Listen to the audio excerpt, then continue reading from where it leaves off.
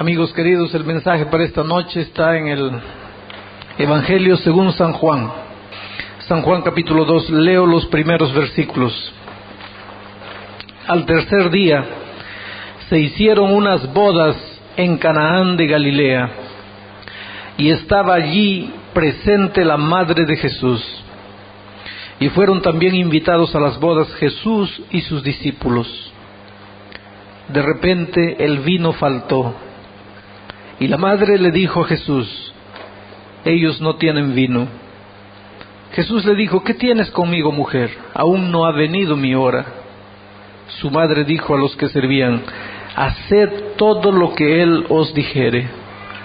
Y estaban allí puestas 6 tinajas de piedra para agua, conforme al rito de la purificación de los judíos, en cada una de las cuales había 2 o 3 cántaros. Jesús les dijo: llenad esas tinajas de agua. Y ellos las llenaran hasta arriba. Entonces Jesús dijo: sacad ahora y llevadlo al maestresala. Y se lo llevaron. Cuando el maestresala probó el agua hecha vino, sin saber él de dónde era, aunque lo sabían los sirvientes que habían sacado el agua, llamó al esposo y le dijo: todo hombre sirve primero el buen vino, y cuando ya han bebido mucho, entonces coloca el vino inferior. Pero tú has reservado el buen vino hasta ahora. Este principio de señales hizo Jesús en Canaán de Galilea, y manifestó su gloria, y sus discípulos creyeron en él. Amigos queridos, en Canaán de Galilea estaba realizándose un matrimonio, una ceremonia matrimonial. Y los novios tuvieron la brillante y feliz idea de invitar a Jesús para estar presente en el matrimonio. Bienaventurados, felices, aquellos novios, aquellas parejas que invitan a Jesús para estar presente en sus bodas. El matrimonio, la familia, está atravesando hoy día la mayor crisis de su historia. En los Estados Unidos, que es un país de muchas estadísticas, ahí hacen estadística de todo, se dice que en números redondos, de cada 100 matrimonios que se realizan, 60 terminan en el divorcio. Se salvan 40.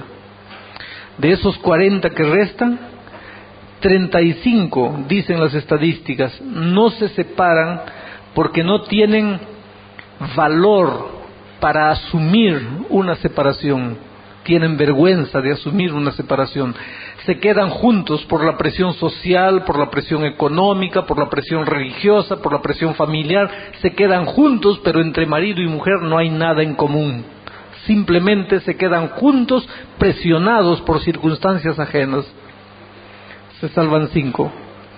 Las estadísticas dicen que de esos 5 casamientos, 3 son más o menos felices y solamente 2 son verdaderamente felices.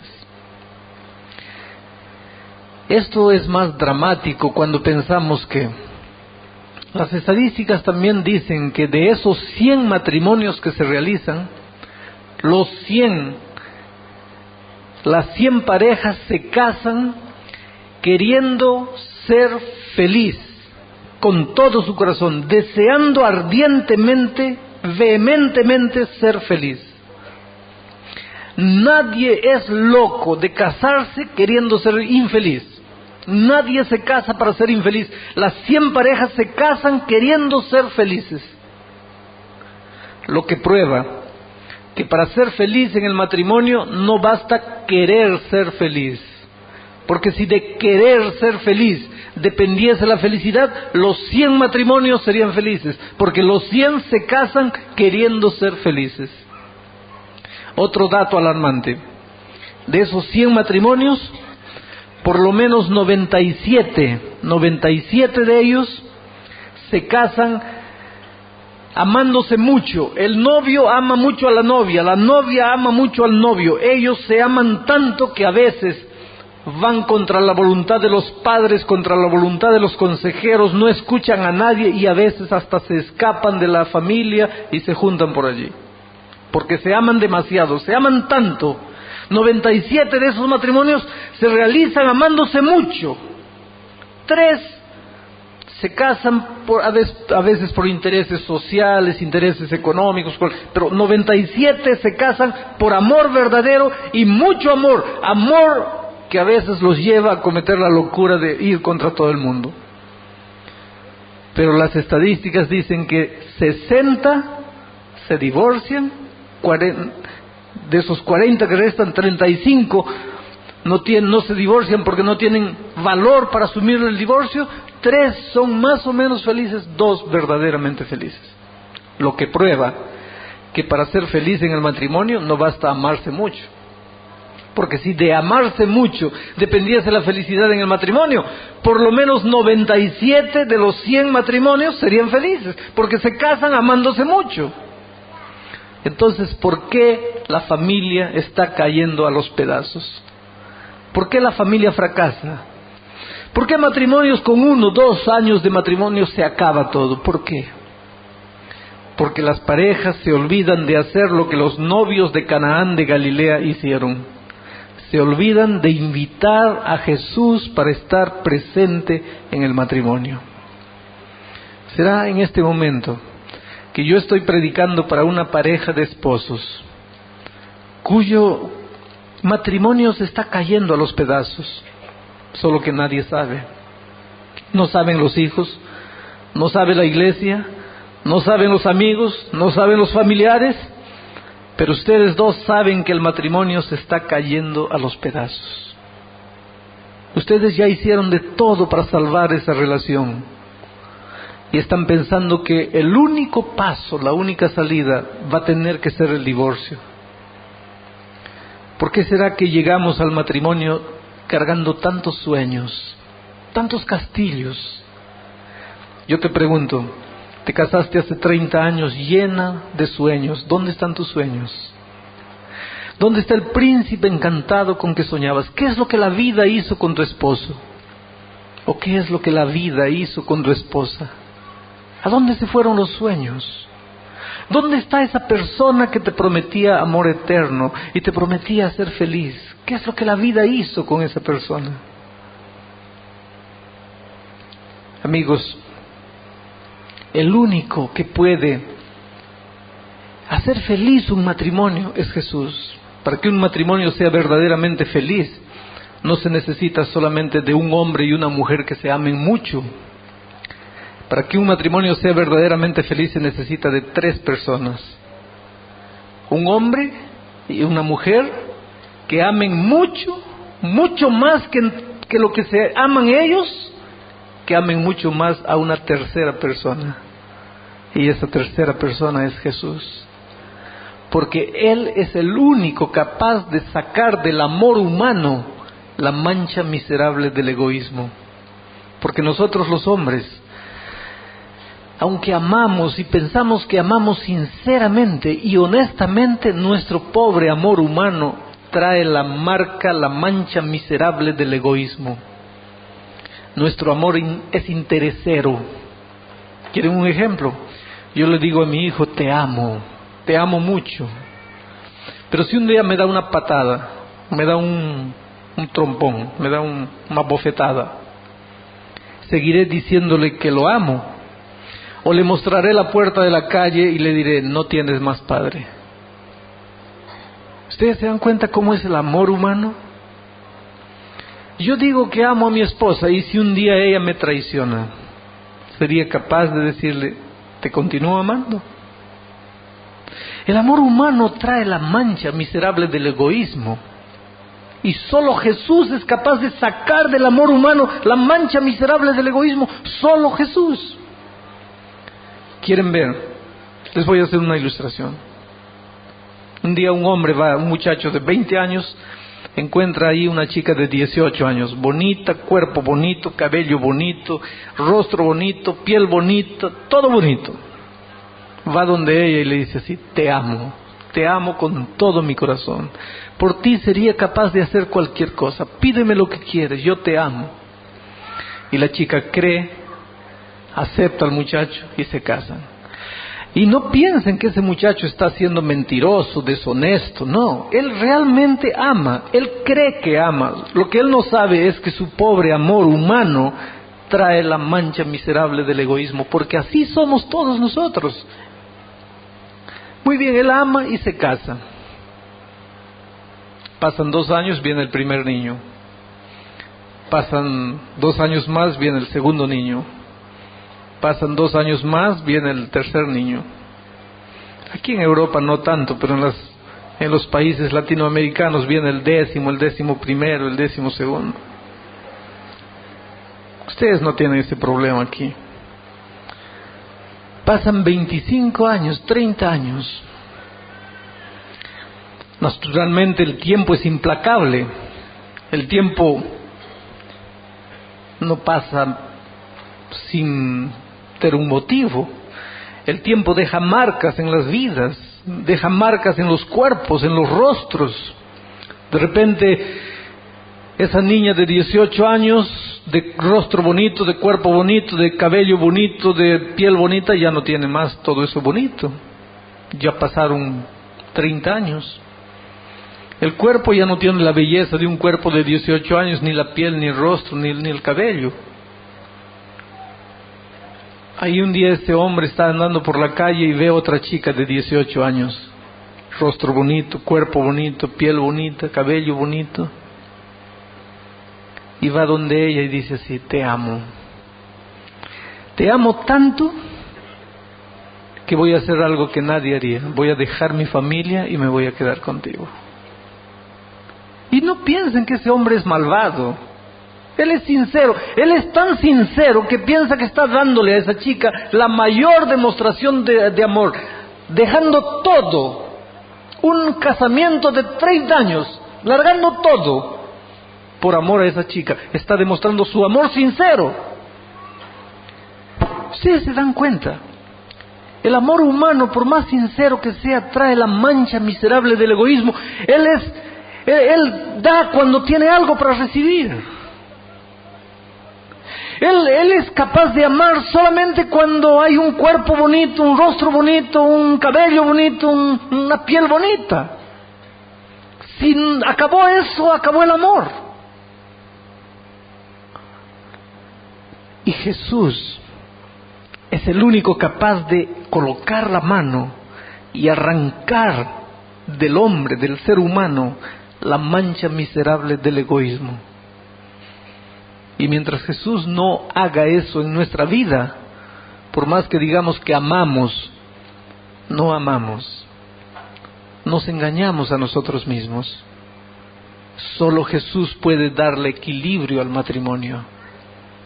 Por eso estos jóvenes tuvieron la brillante idea de invitar a Jesús para estar presente en el matrimonio. Ahora yo les pregunto, cuando Jesús está presente en un matrimonio, en una vida, en una familia, en una empresa, en un trabajo, en una carrera, cuando Jesús está presente en una circunstancia, ¿quiere decir que no va a haber problemas? La presencia de Jesús en la vida garantiza que no habrá dificultades, que todo será maravilloso, que todo será éxito, que todo será azul. No habrá dificultades, no habrá momentos negros, no habrá turbulencias, no habrá vientos contrarios. Tener a Jesús en la vida es garantía de que todo va a ir bien en la vida. Mucho cuidado, porque aquí está un ejemplo bien claro. Jesús estaba presente en el matrimonio y de repente, dice el texto bíblico, comenzó ¿a qué? A faltar. De repente comenzó a faltar. En aquel matrimonio faltó vino. Puede faltar salud en tu matrimonio. Puede faltar a veces dinero, puede faltar a veces, en fin. La presencia de Jesús en una vida, en una familia, en una empresa, no es garantía de que nunca va a haber turbulencias. Jesús estaba en el mar con sus discípulos en el barco, y el viento comenzó a soplar y la noche quedó oscura y el agua comenzó a entrar y Jesús estaba allí en el barco durmiendo. ¿Se acuerdan?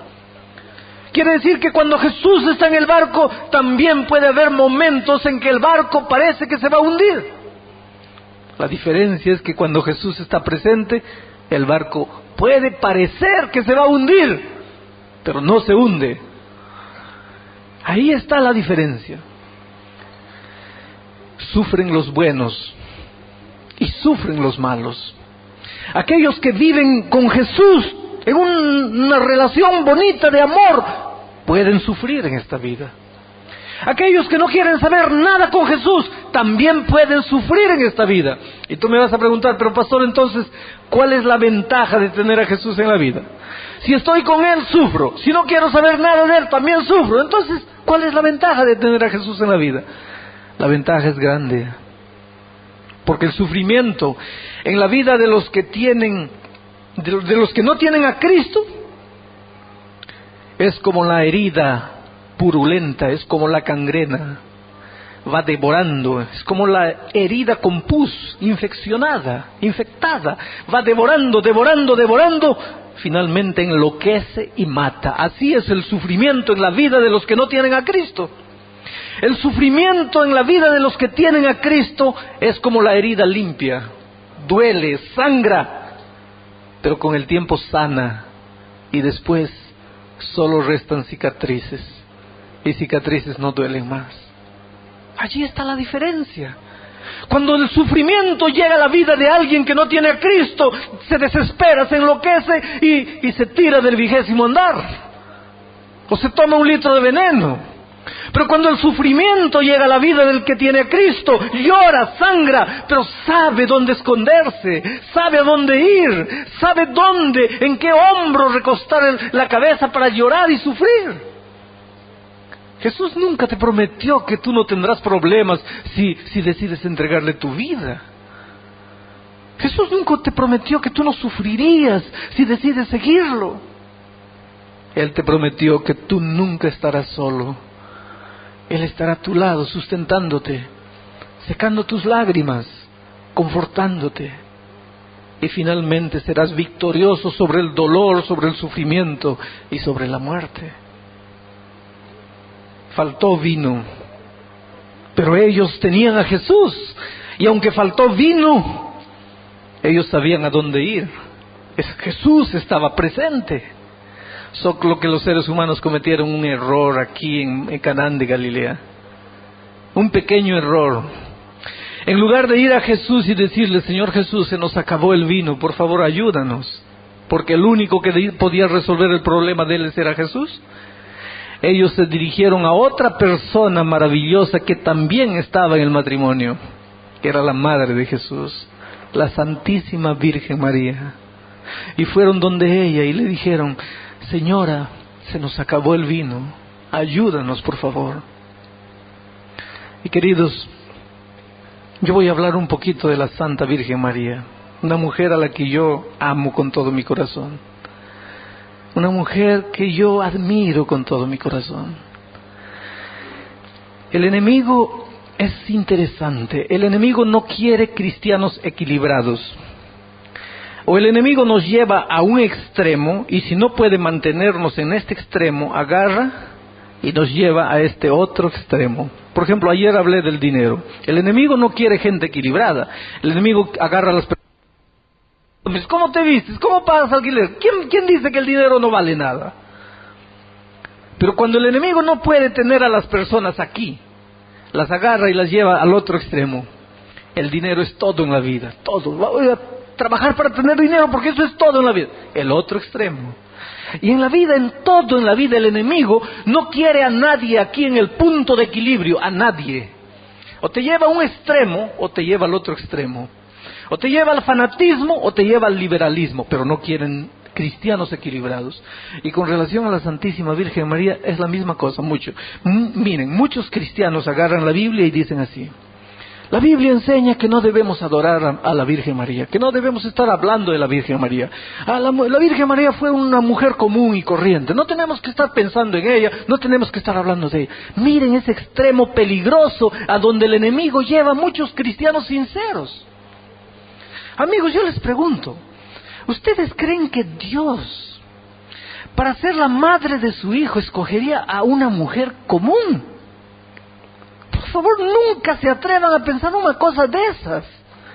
La Santísima Virgen María no fue una mujer común, fue una mujer especial, con una vida de comunión con Dios que no tenía otra mujer en su época. Dios no podría escoger cualquier mujer para ser la madre de su hijo. La Virgen María era una mujer extraordinaria, maravillosa, una santa mujer, una mujer de una comunión con Dios maravillosa. Hoy día deberíamos predicar más de la Santa Virgen María, deberíamos enseñar más de la Santa Virgen María. Nuestros niños deberían crecer respetando a la Santa Virgen María, porque cuando yo voy a la Biblia encuentro, ustedes no han escuchado predicar de David, predicar de Abraham, predicar de San Pablo, predicar de Daniel. ¿Y por qué no predicamos de la Virgen María? Pero cuando el enemigo no puede mantener a las personas aquí, en este extremo, de desrespeto a la Santa Virgen María, permite que las personas se vayan al otro extremo. Y hay muchas personas sinceras y maravillosas en este mundo. Es gente linda, porque tiene una fe, una confianza extraordinaria, porque cree en un Dios y cree en la Madre de Jesús. Y esa gente maravillosa va cuando tiene un problema terrible, cuando no sabe qué hacer, cuando las luchas están siendo grandes, cuando faltan fuerzas, va donde la Santa Virgen María y le dice: Señora, ruega por nosotros, ayúdanos, sálvanos, resuelve nuestro problema. Y si la Santa Virgen María estuviese viva hoy día, abrazaría a esas personas. Yo creo que las abrazaría con todo cariño, les daría un beso, les diría: hijos, gracias porque vienen a mí, solo que yo no puedo hacer nada por ustedes. Porque fue eso lo que sucedió en Canaán de Galilea, en las bodas, cuando los hombres faltaba vino y no sabían qué hacer sin vino. Y en aquellas oportunidades, tener una fiesta y decirle al público: se acabó el vino, era la mayor vergüenza que una familia podía pasar. O sea, aquí está una familia a la orilla de la mayor vergüenza, a punto de pasar la mayor vergüenza de su vida. Y en ese momento, ellos no saben qué hacer, no saben para dónde ir, y corren a la Virgen María y le dicen: Señora, se nos acabó el vino. Y la Virgen María, con todo amor, los mira y les dice: hijos, gracias porque vinieron a mí, pero yo no puedo resolver el problema de ustedes, pero yo conozco a alguien que sí puede resolver. Y los llevó a Jesús y les dijo: si ustedes quieren que su problema se resuelva, hagan todo lo que Él les manda, porque Él es el Salvador del mundo. Amigos queridos, vuelvo a repetirles, hoy día hay mucha gente sincera yendo a la Virgen María. Y vuelvo a repetir, si la Virgen María estuviese viva, diría: hijo, yo te agradezco porque vienes a mí, yo sé la sinceridad de tu corazón, pero yo no puedo resolver tu problema, yo no puedo salvarte, por ejemplo. El único que puede salvarte es Jesús. Miren lo que dice el texto bíblico aquí en San Lucas, en el capítulo 1, en el versículo 46, hay una oración que María hizo a Dios, y en esa oración la Santísima Virgen María dice lo siguiente: entonces María dijo: engrandece mi alma al Señor, y mi espíritu se regocija en Dios mi Salvador. Ella ora y dice: mi espíritu se regocija en Dios mi Salvador. Si la Santa Virgen María dice: Dios mi Salvador, quiere decir que ella necesita de un Salvador. Quiere decir que ella no puede salvar a nadie. Ella necesita de un Salvador. Y tú me vas a decir: sí, pastor, pero yo no creo que ella me puede salvar. Yo solo creo que ella puede interceder por mí. Ella puede ser mi intercesora, mi intermediaria para ir a Jesús, a Dios. Entonces vean lo que dice San Pablo aquí en la primera epístola a Timoteo. En el capítulo 2, el versículo 5, miren lo que dice San Pablo: porque hay un solo Dios y un solo mediador entre Dios y los hombres, Jesucristo hombre. Hay solamente un Dios, nada más. Y hay solamente un intermediario entre los hombres y Dios. Y ese único intermediario es Jesucristo. No hay otro intermediario. Hermanos queridos y amigos míos, puede ser que en este momento yo esté diciendo algo que está haciendo que alguien aquí, porque yo no conozco a las personas, piense así, pero ¿qué es lo que está diciendo este hombre? Yo te doy un consejo. Nunca creas en lo que los hombres dicen. Pero tú vives en un país libre. Tú puedes conseguir este libro que se llama la Sagrada Escritura, la Palabra de Dios. Abre la Biblia. Tú eres un hombre sincero. Tú eres una mujer sincera. El hecho que estás aquí prueba con qué sinceridad tú buscas la verdad en tu vida. Anda a la palabra de Dios. Abre la palabra de Dios. Y sigue el consejo de la Santísima Virgen María, el consejo que ella le dio allá en Canaán de Galilea a los hombres. Les dijo: haced todo lo que Él os dijere. Ese consejo de la Santa Virgen María sirve para nosotros hoy día. ¿Quieres ser feliz? ¿Quieres encontrar el camino de tu salvación? ¿Quieres que tu hogar se reconstruya? ¿Quieres que tu familia se reintegre? ¿Quieres que tus hijos vuelvan? ¿Quieres que la familia sea una familia armoniosa y feliz? ¿Quieres que Jesús entre en tu vida, transforme todo? Entonces haz lo que Él te manda. ¿Y dónde está lo que Él me manda? Está aquí escrito en la palabra de Dios. Abre la palabra de Dios y no prestes oído a lo que los hombres te digan. Si el pastor de tu iglesia, yo te estoy hablando en este momento, no me creas. Si yo lo que yo estoy diciendo no está escrito en la Biblia, no me creas. No sigas hombres. Por más que ese hombre parezca muy bueno, parezca maravilloso, no sigas al hombre. Sigue a Jesús. Y Jesús te dejó todo escrito en su palabra. Entonces busca la Biblia y en humildad arrodíllate y dile: Señor, muéstrame el camino, te seguiré. Y aunque te duela, y aunque te haga sufrir, sigue lo que Jesús te muestra en su palabra. Qué grande día aquel. Jesús, ¿qué es lo que le dijo a los hombres? ¿Quieren que el problema se resuelva? Y llenen esas tinas de agua. Yo creo que los hombres se rascaron la cabeza, miraron a Jesús y dijeron: Señor, parece que tú no nos estás comprendiendo. Tú no te estás dando cuenta de nuestro problema. Nuestro problema no es agua. Si fuese agua, hubiéramos ido y sacado del pozo. Nuestro problema es vino. Entonces, ¿para qué nos mandas llenar las tinas de agua? El problema no es agua. El problema es vino. Señor, tú no estás entendiendo nuestro problema. Pero la Virgen les había dado un consejo. ¿Cuál era el consejo? Hagan todo lo que Él les manda.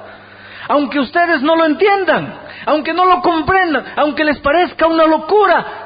Y les digo una cosa: las cosas que Jesús pide a veces parecen locura. Las cosas que Jesús pide a veces son incomprensibles, no entran en la lógica humana. Tu lógica humana te dice que es imposible, pero Jesús te dice: ven. A Pedro le dice en la noche oscura: Pedro, ven. Pero la lógica, la ciencia y todo le decía: si tú pisas al agua te hundes. Pero Jesús le decía: ven. Y Pedro tenía dos caminos: o se quedaba en la lógica, en el racionalismo, o entraba en la dimensión desconocida de la fe y decidió pisar el agua sin entender, y no se hundió.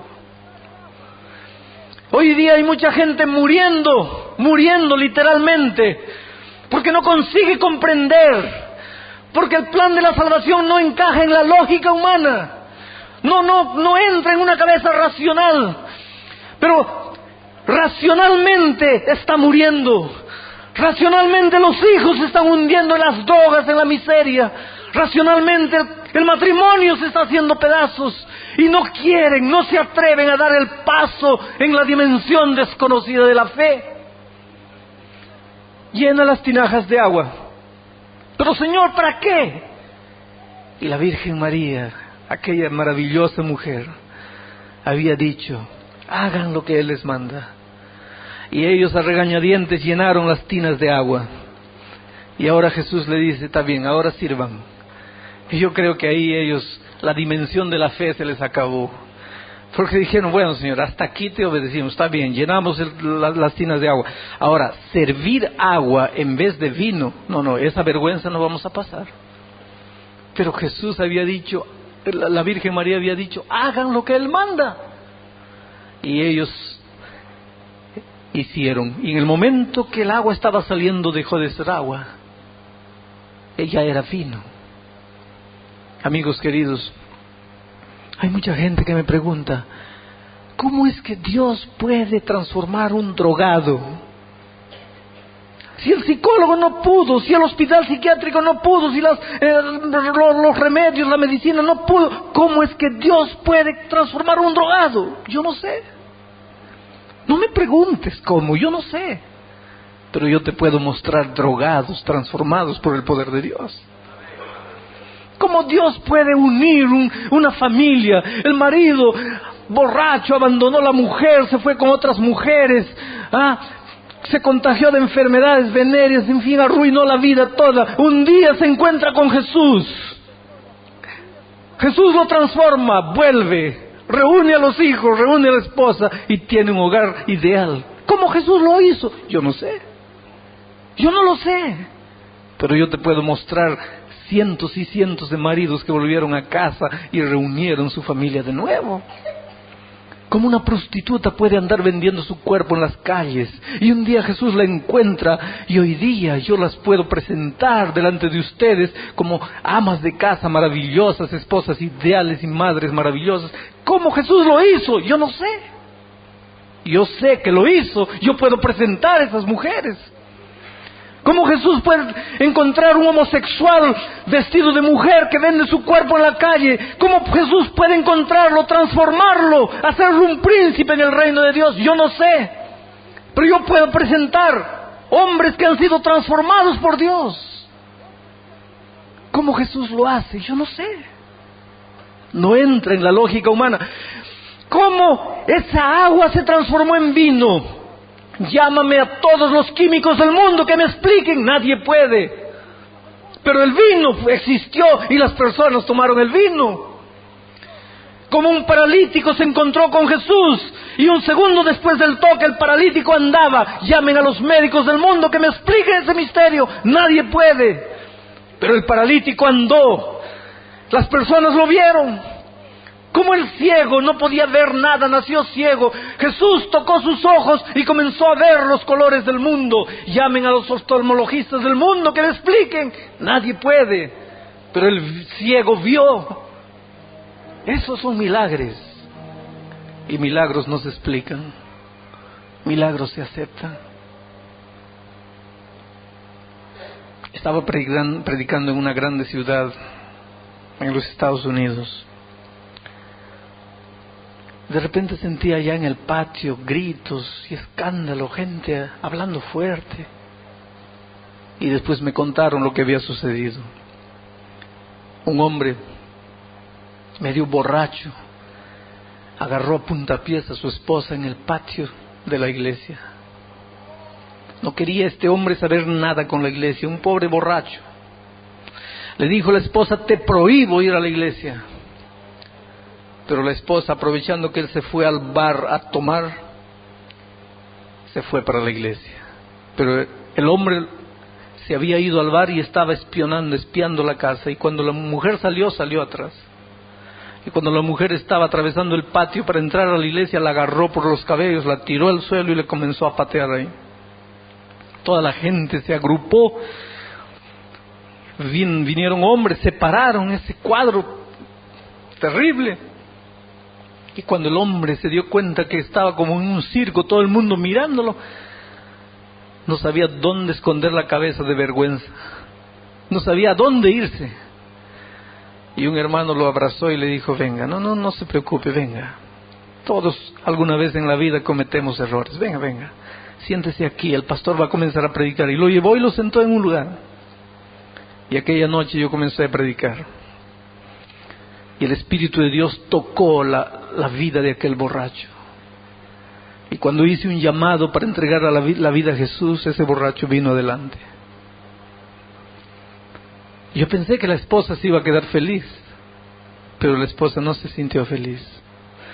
Y cuando terminó la reunión, la esposa me dice: ¿usted cree en la decisión de ese hombre? Usted no lo conoce, pero yo sí lo conozco. Ese hombre es malo. Ese hombre no cree en nada ni en nadie.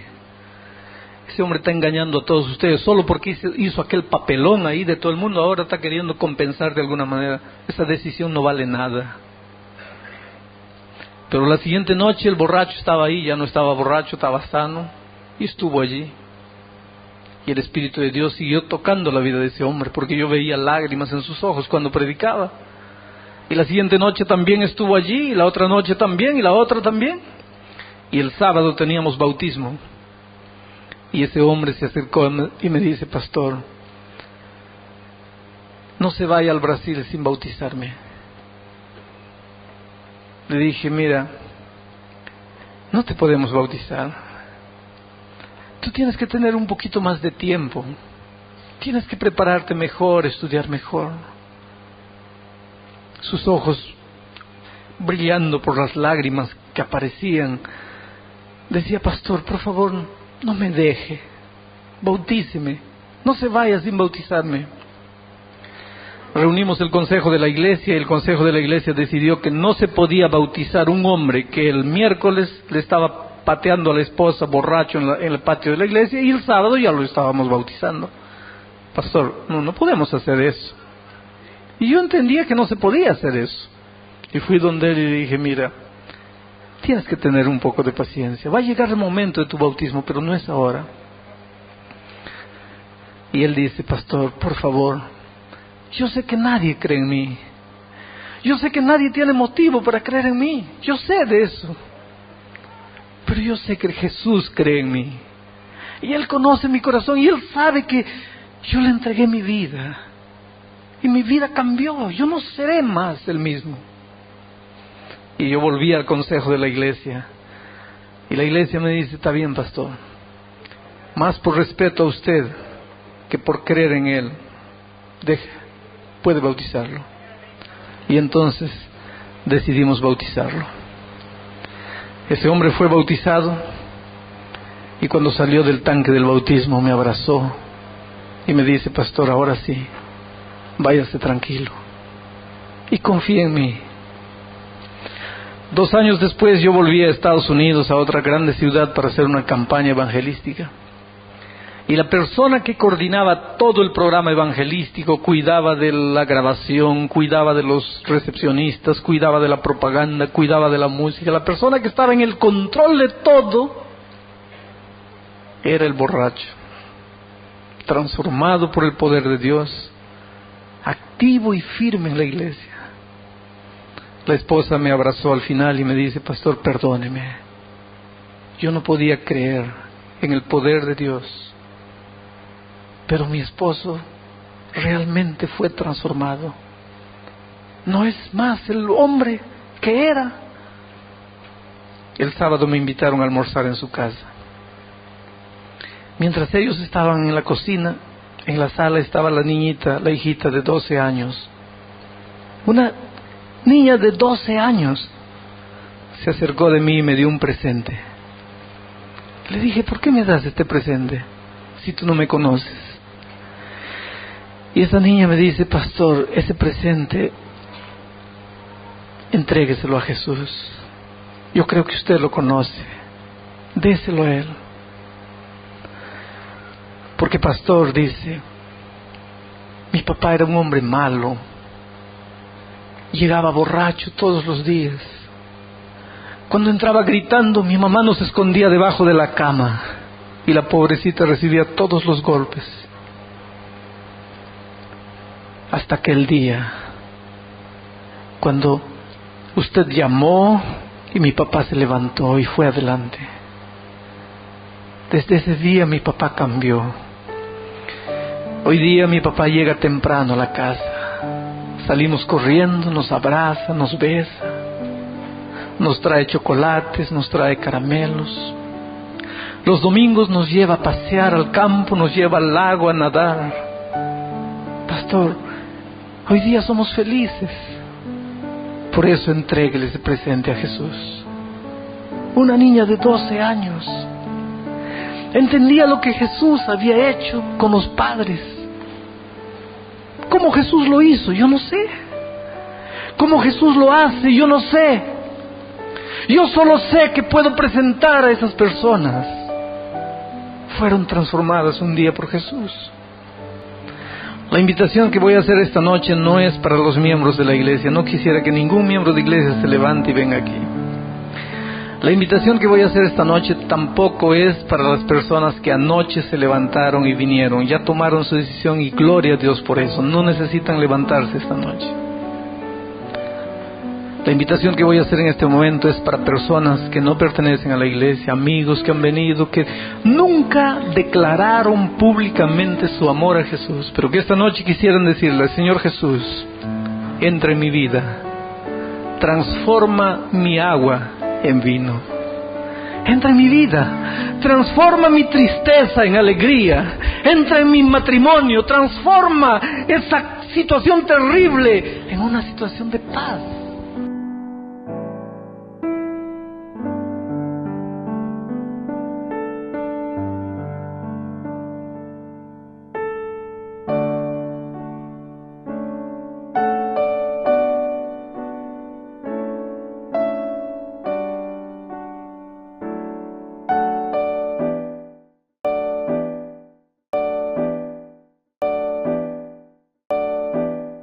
Vamos al texto final.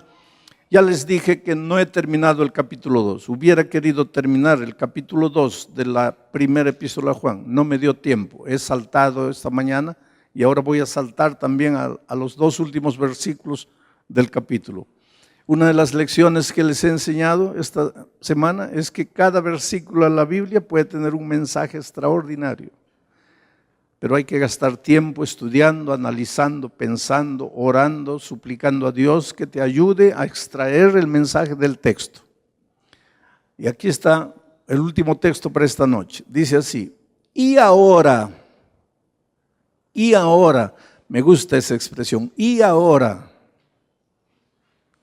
En la Biblia cada palabra tiene sentido. Y ahora. Tú sabes que todo lo que nosotros tenemos para vivir en la vida es el ahora, el hoy. Hay mucha gente fracasada en la vida porque no vive el ahora, vive el ayer. ¿Por qué hice esto? ¿Por qué fui? ¿Por qué me casé? ¿Por qué? Mira, si tú pudieras remediar el ayer, tus errores pasados, tu vida pasada, si tú la pudieras cambiar, al lamentarte, ¿por qué? Yo te diría, sigue lamentándote porque estás cambiando tus errores pasados. Pero es que por más que te lamentes, por más que te castigues, por más que digas lo que digas, no vas a cambiar el pasado. El pasado ya fue.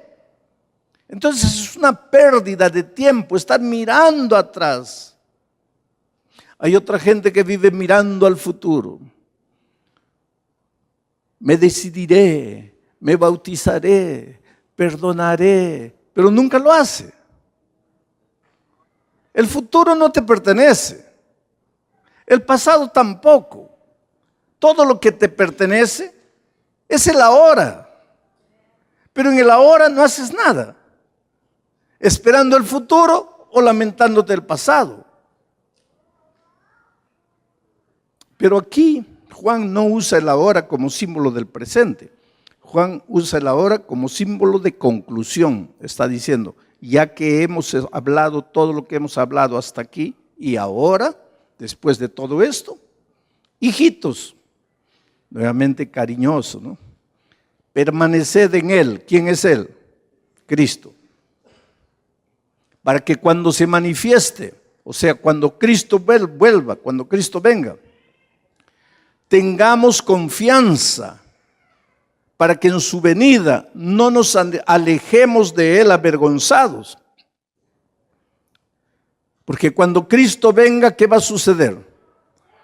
Unos van a salir desesperados corriendo, ¿Por qué? Porque van a tener miedo del Señor Jesús. Y otros van a correr a Él con confianza. ¿Por qué? Porque han permanecido aquí. O sea, si tú quieres estar victorioso en pie para la venida de Cristo, el verbo clave es permaneced. Y ahora, hijitos, permaneced en Él. Si tú permaneces en Él, cuando Él venga, vas a correr a sus brazos con confianza. Pero si no permaneces en Él, cuando venga te vas a alejar de Él avergonzado.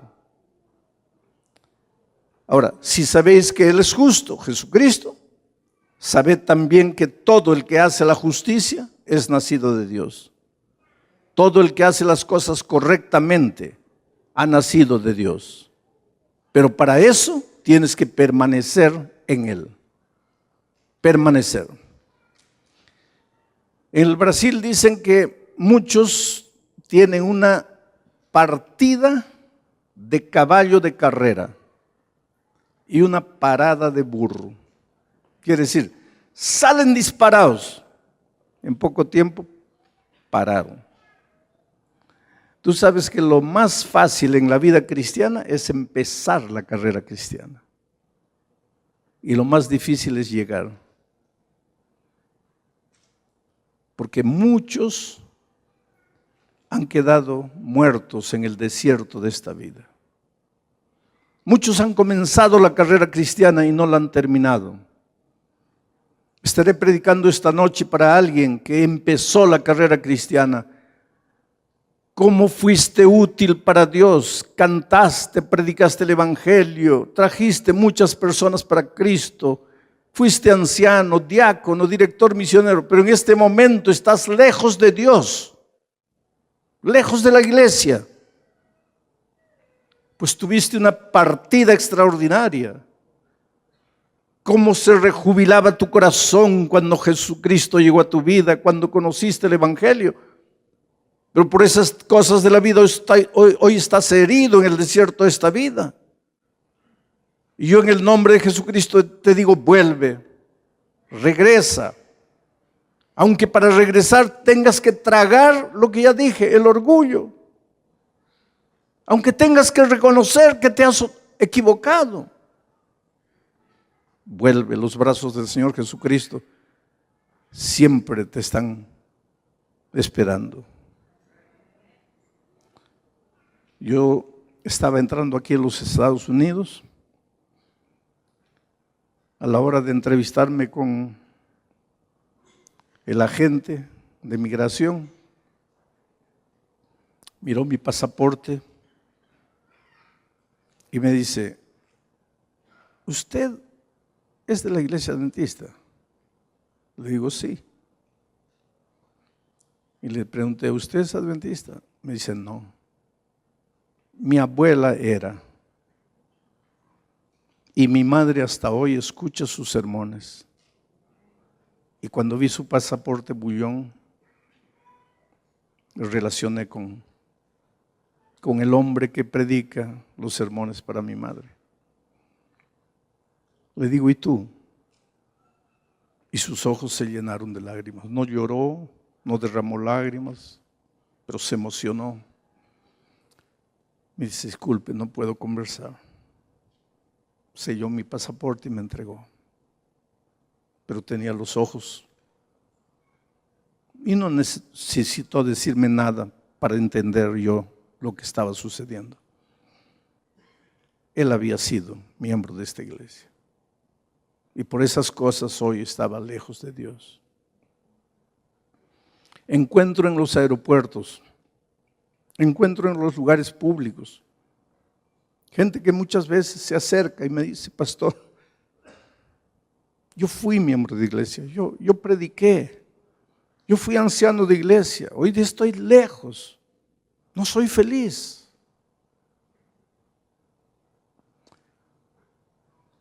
Personas heridas que no lograron permanecer.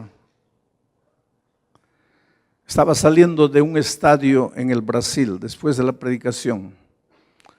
Interesante las cosas que Dios hizo. En el Brasil, en esa ciudad, en la ciudad de Belém do Pará. ¿Hay algún brasileño aquí? ¿Ah? ¿No hay brasileños? Bueno, hay una ciudad llamada Belém do Pará, allá en el norte. Hay 2 estadios, porque hay 2 equipos de fútbol profesional, que son los grandes equipos del estado do Pará. Y cada uno tiene su estadio. Uno es el Paysandú y otro es el Remo. Nosotros fuimos al estadio del Paysandú a pedirle, fuimos al estadio del Remo a pedirle que nos alquilen el estadio para la campaña, y el presidente del club nos trató mal y dijo: este estadio es para fútbol, no es para hacer ahí religión, no tiene nada que ver, esto es fútbol, aquí no es para religión. Entonces fuimos al estadio del Paysandú, y el Paysandú nos trató bien, el presidente dijo: está bien, les alquilamos el estadio. Es interesante porque predicamos de miércoles a sábado. Construyeron en el centro del estadio una cruz, que sería la plataforma donde yo predicaba.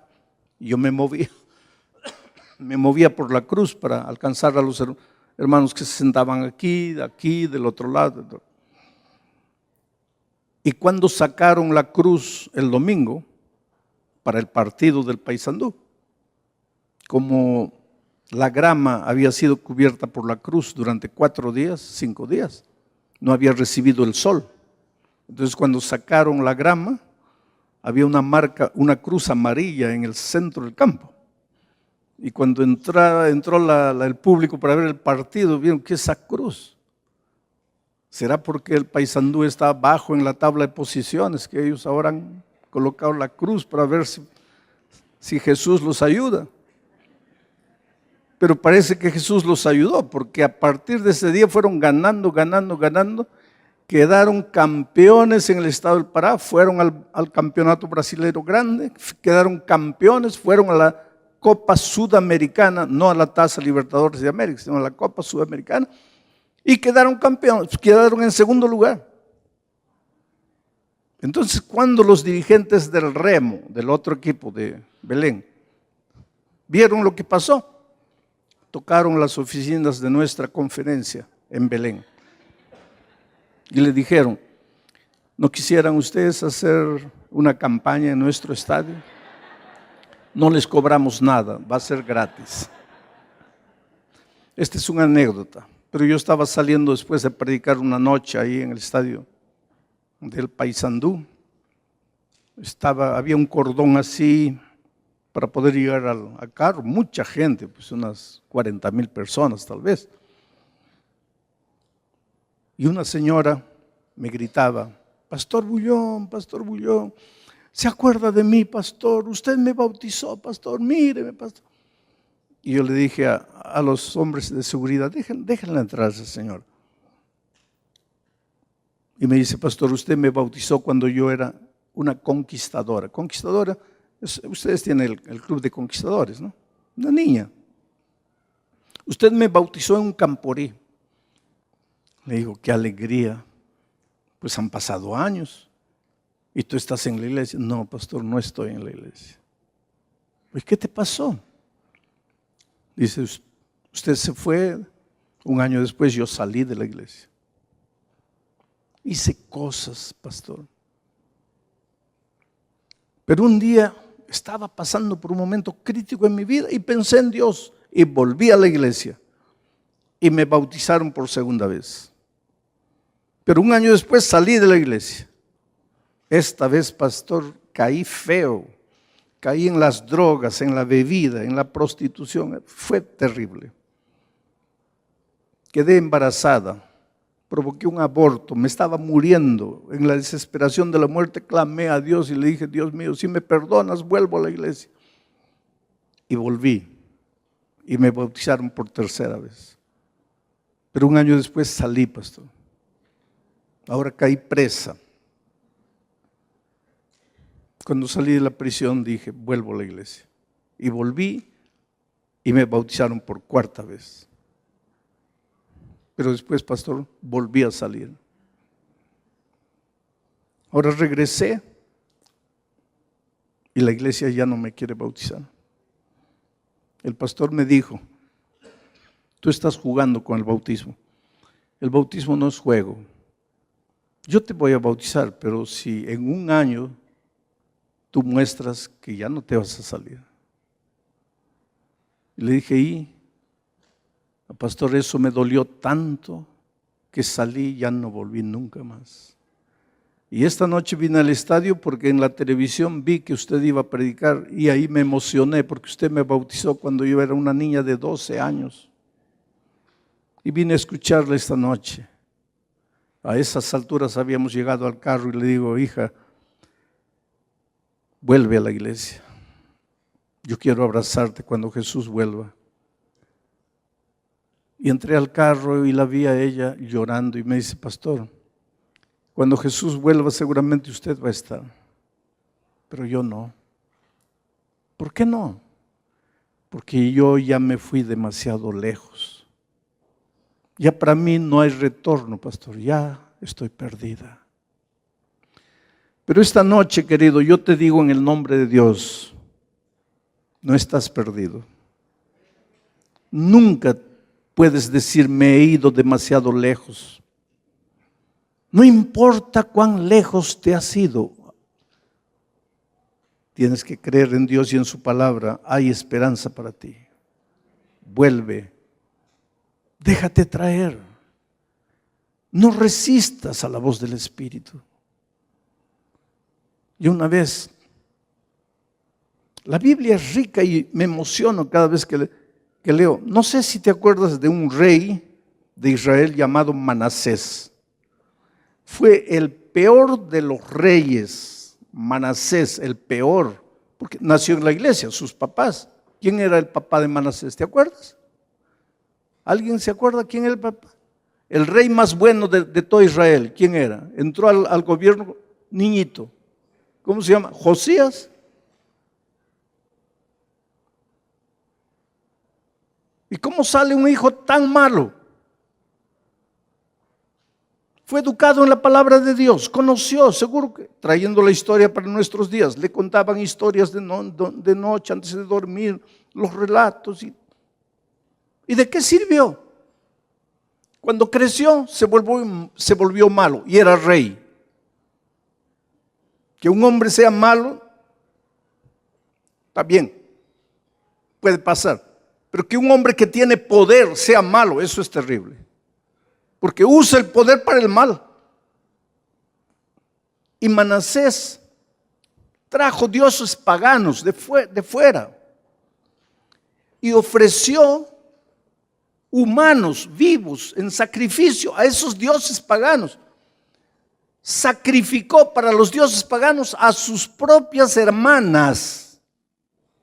Miren el salvaje Manasés. Yo creo que los viejitos de su tiempo, porque la iglesia existía en ese tiempo también, el pueblo de Israel era la iglesia de Dios. Los ancianos, los hermanos mayores conversaban y decían, oye, para Manasés ya no hay remedio, ¿ya? Ese ya cometió el pecado contra el Espíritu Santo, ese ya se fue. Y parecía que se había ido. Pero querido, ¿cómo son las cosas de Dios? Cuando parecía que se había ido, viene el enemigo, derrota al pueblo de Israel. El rey Manasés sale desesperado para escaparse de los enemigos. Los enemigos lo siguen y lo alcanzan en la pradera. Y no lo matan. ¿Saben lo que hacen? La historia está en la Biblia, la puedes leer. Agarran a Manasés y le colocan una argolla de toro aquí, en la nariz. Y le amarran una cuerda a la argolla de la nariz. Y amarran la cuerda a los carros de guerra. Y sueltan los carros, jalados por caballos. Y para que no le arranque la nariz, la única manera para Manasés de que no le arrancaran la nariz era correr a la velocidad de los carros. Porque si se quedaba para atrás le arrancaba la nariz. Entonces él corría manteniendo la velocidad. ¿Y dónde paran los caballos en Jerusalén, frente al templo.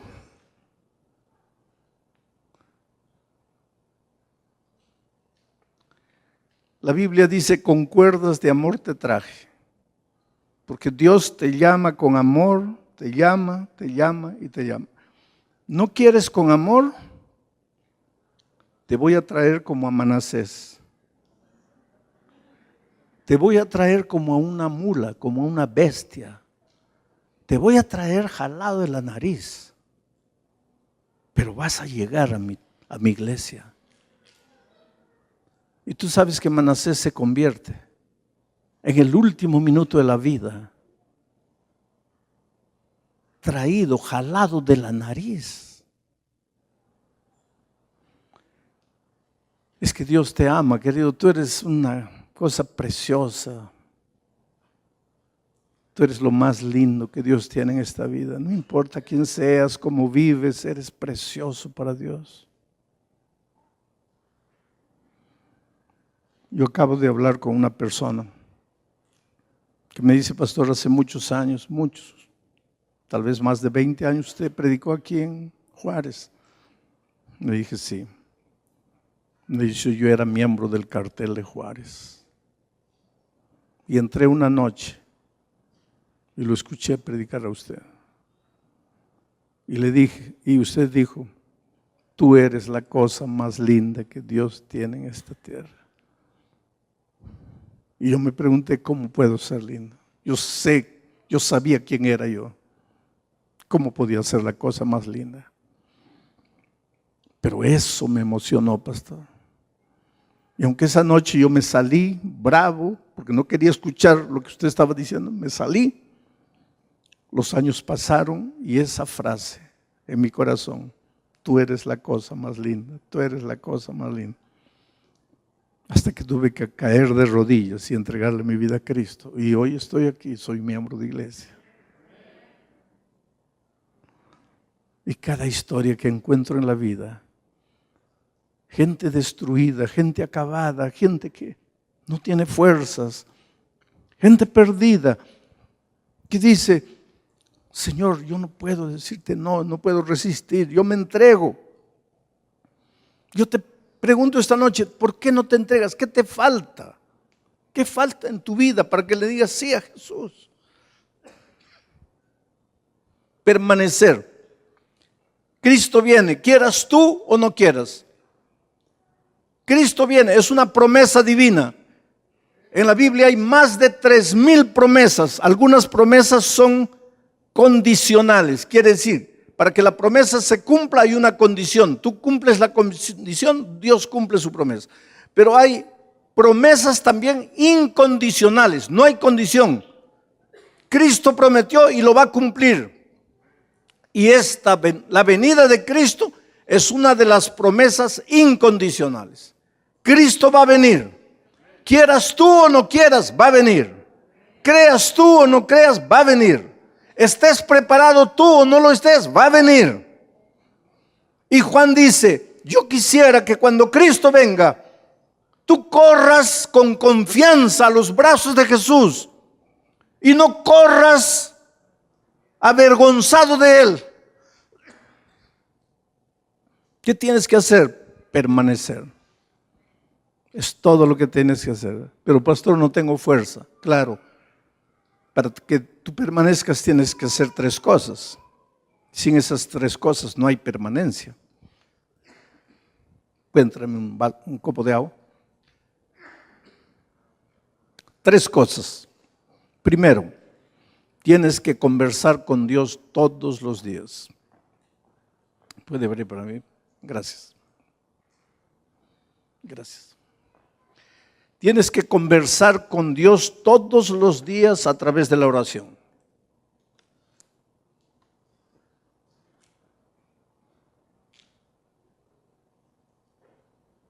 Tienes que conversar con Dios todos los días.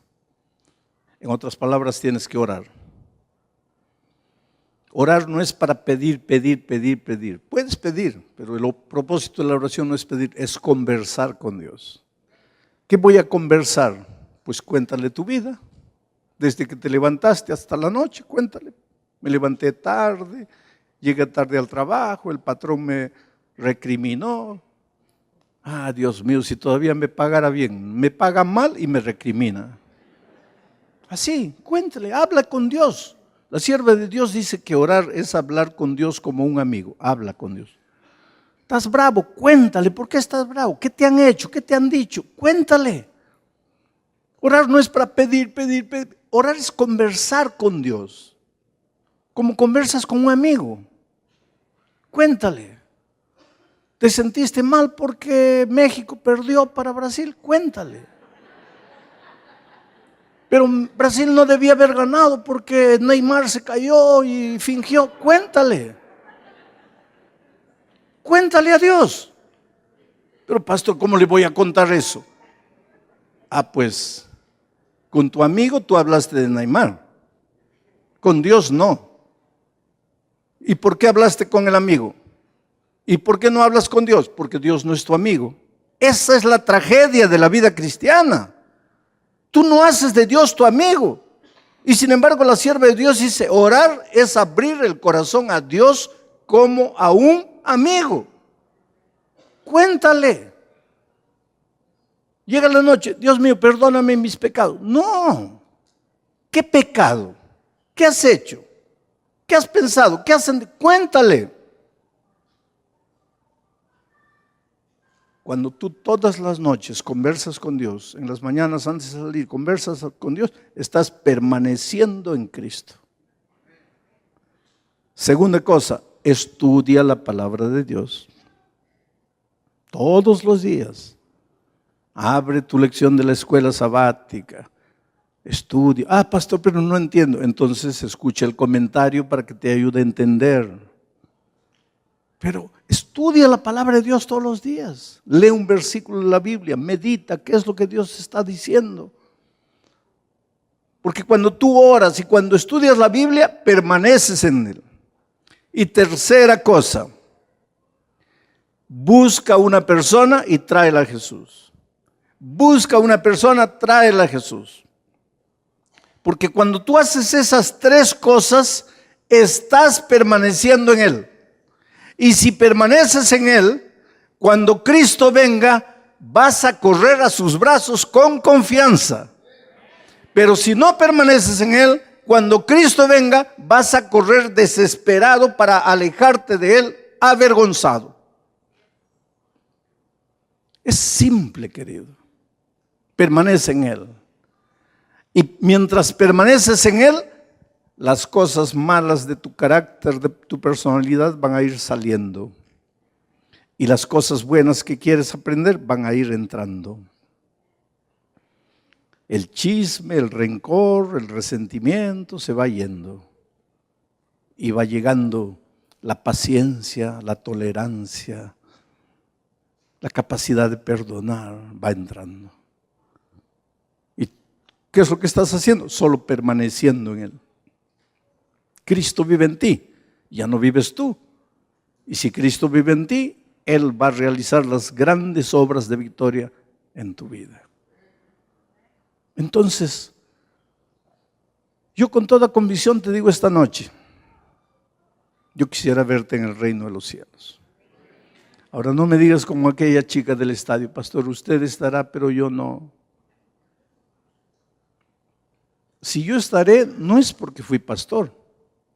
Si yo estaré, no es porque fui un cristiano ejemplar que nunca cometió errores, ¿no?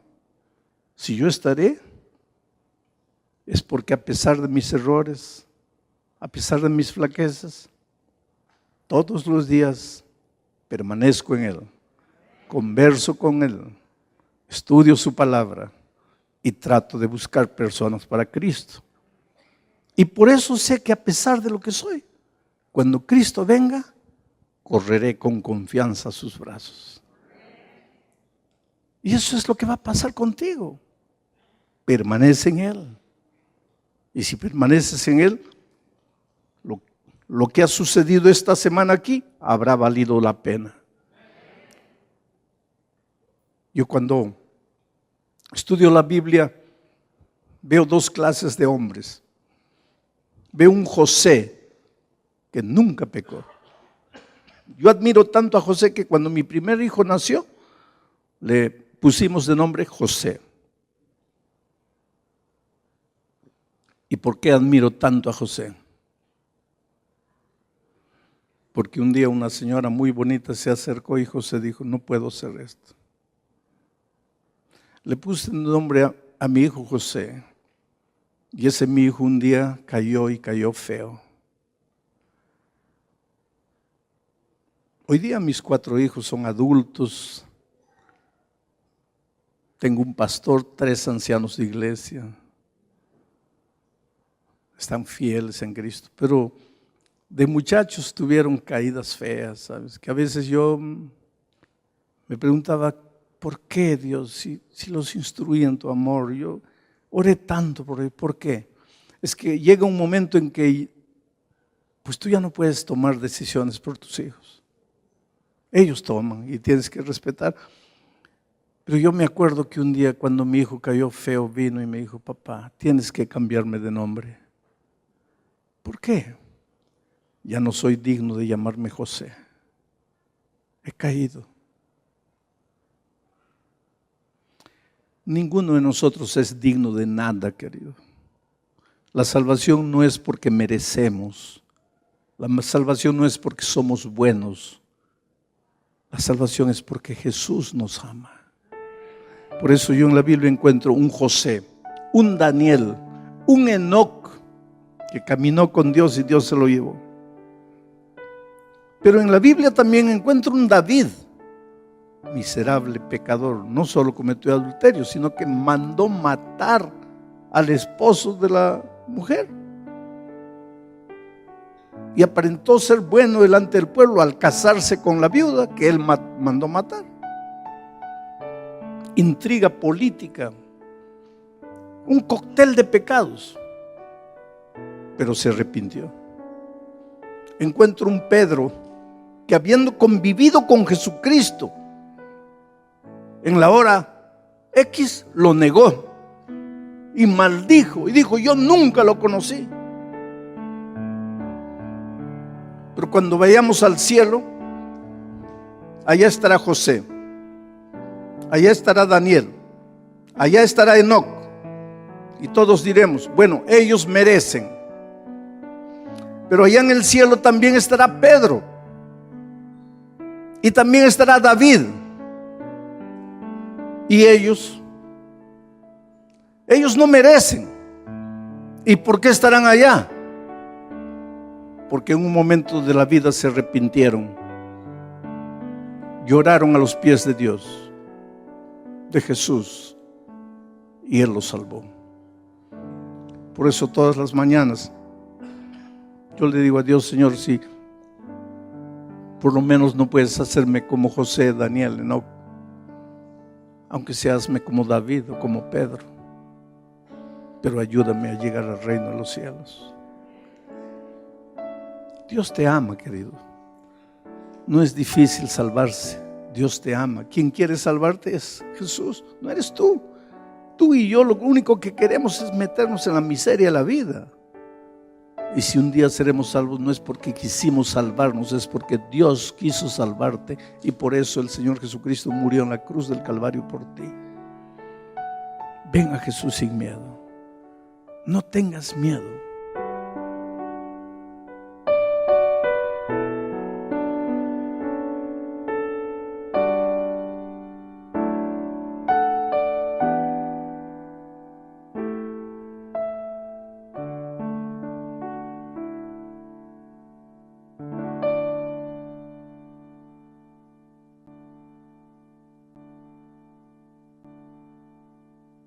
¿Por qué será que cuando el dolor toca nuestra vida, que cuando sufrimos una derrota, la primera cosa que imaginamos es que Dios nos abandonó?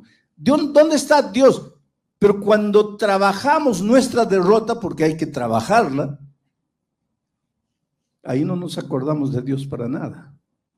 Pero cuando la derrota, ¿por qué Dios?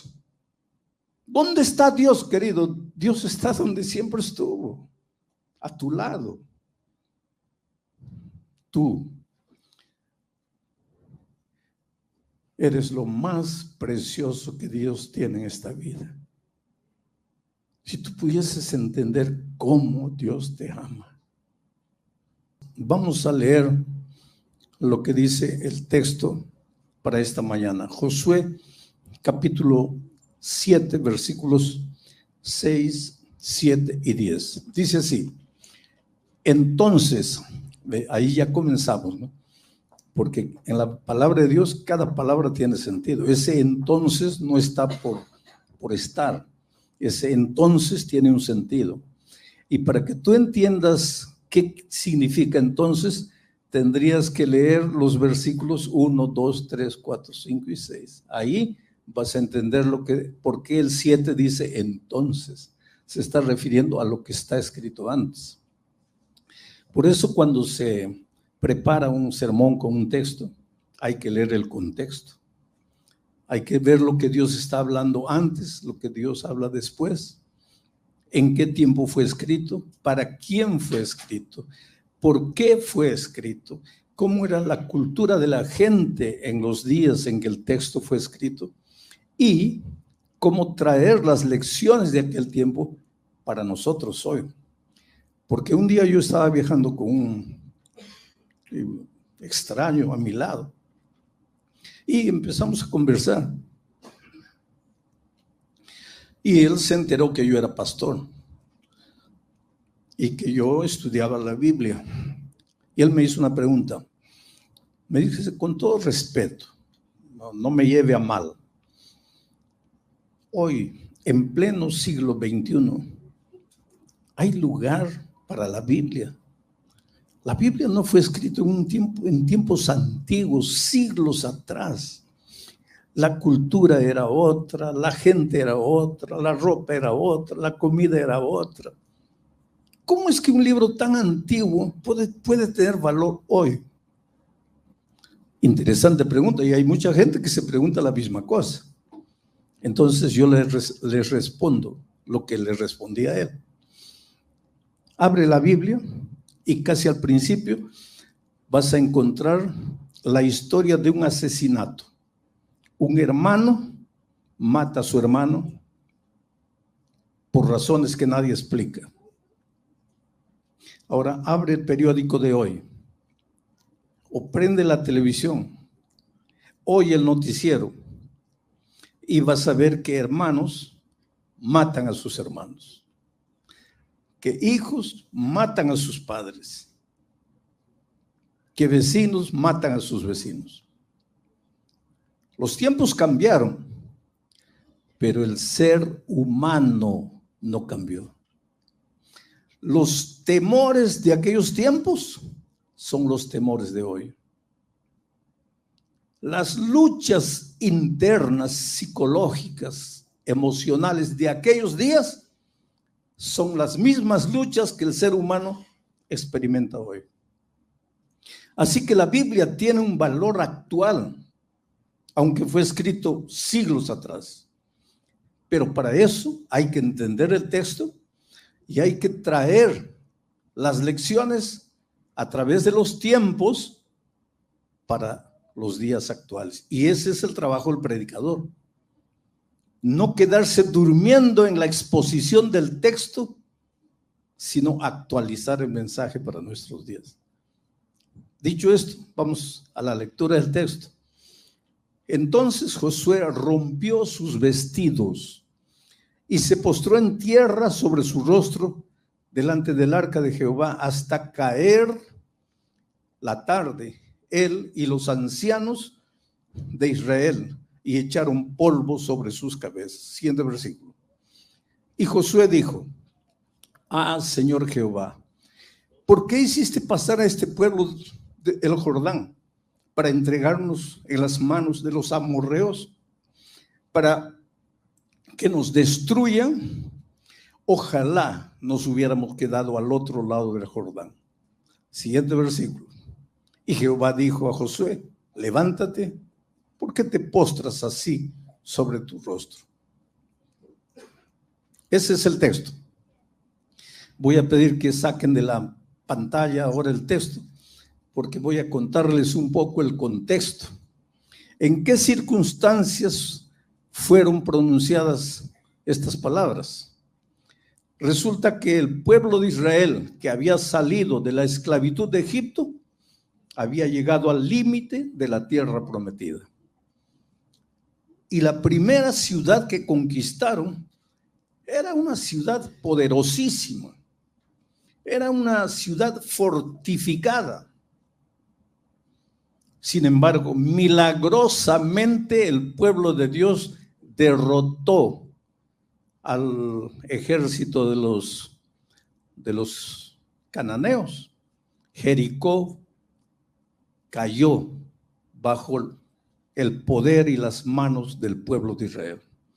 Dios había prometido, cuando liberó a Israel de Egipto, que les daría la tierra prometida.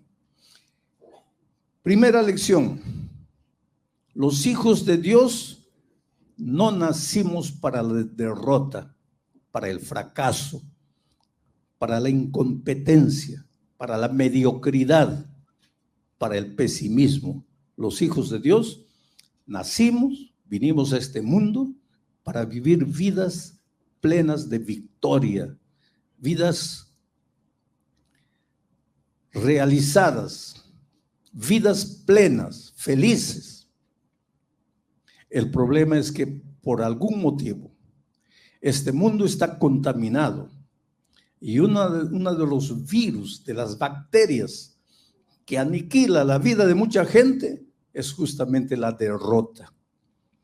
Creo que todos nosotros, de alguna manera o de otra, ya hemos sufrido alguna derrota en la vida financiera, en la vida profesional, en la vida familiar, en la vida personal, en nuestras relaciones humanas. Alguna vez hemos sido derrotados. Israel, después de aquella tremenda victoria sobre Jericó, una ciudad que humanamente, desde el punto de vista de cualquier ser humano, sería imposible ser derrotada, fue derrotada, no por la fuerza de Israel, sino por el poder de Dios. Porque si ustedes leen la historia, Israel no vio un dedo para conquistar Jericó. Solo cantaron, solo alabaron el nombre de Dios, solo tocaron trompetas y los muros cayeron y la gente fue derrotada. Eso es lo que Dios quiere de ti, que tú salgas en la vida con espíritu de alabanza, de adoración, de júbilo, de alegría, que tú creas en las promesas divinas, no que te quedes en la casa sentado esperando que un empleo caiga del cielo, no que te quedes en la cama lamentándote lo que pasó. Dios quiere que salgas con espíritu de alabanza. Tú vas a ver que al final de cuentas no vas a mover un dedo, porque el mismo Dios que te llamó para la victoria te va a entregar la victoria. Pero si tú sales, no si te quedas sufriendo, llorando, sintiéndote derrotado. El pueblo de Israel conquistó Jericó. La segunda ciudad cananita que debería conquistar era una ciudad llamada Ai. No era nada esa ciudad comparada con Jericó. Tanto así que Josué envió espías para ver. Y los espías volvieron y dijeron: mira, Josué, no tenemos por qué mover todo el ejército. Mandemos unos 2,000, 3 hombres, que es suficiente. Esa ciudad no es nada. Si hemos derrotado Jericó, ¿qué no vamos a derrotar a esos pobrecitos hoy? Y ellos se olvidaron de Dios. Y ahora partieron por sus propias fuerzas y fueron vergonzosamente derrotados. Murieron 36 o 39 israelitas en la batalla. Llegaron a la ciudad heridos, cojeando, sangrando. Tremenda derrota. Después de una gigantesca victoria, una derrota miserable delante de un pueblo que aparentemente no podía hacer nada comparado con Jericó.